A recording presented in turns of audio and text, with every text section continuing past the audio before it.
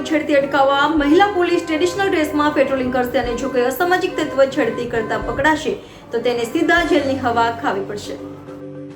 સુરતમાં નવરાત્રી સમયે છેડતીની ઘટનાઓ ન બને તે માટે સુરત પોલીસ સજ્જ થઈ ગઈ છે। ત્યારે સુરતમાં નવરાત્રી સમયે અસામાજિક તત્વોને શાનમાં આવી જતા પોલીસે જણાવ્યું છે આ વખતે ટ્રેડિશનલ ડ્રેસમાં મહિલા પોલીસ ગરબે ઝૂમશે અને ગરબે ઝૂમતી મહિલા પોલીસ મહિલાઓની સુરક્ષા પણ કરશે।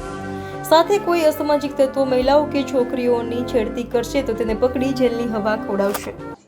સુરત સિટીમાં સીપી સાહેબની સૂચના અને માર્ગદર્શન હેઠળ દરેક પોલીસ સ્ટેશનમાં સી ટીમ કાર્યરત છે।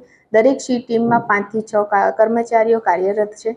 આ સી ટીમ આ વખતે નવરાત્રિમાં ટ્રેડિશનલ ડ્રેસ સાથે ગરબામાં રમશે અને અસામાજિક તત્વો જે કદાચ કંઈક માનસિકતા ધરાવતા હોય, કોઈ દીકરીને કે કોઈ મહિલાને છેડતી કરવાની માનસિકતા ધરાવતા હોય તો તેમની પર દેખરેખ રાખશે અને જો એવા કોઈ તત્વો જણાઈ આવશે તો તેઓની વિરુદ્ધમાં કાયદેસરની કાર્યવાહી કરશે।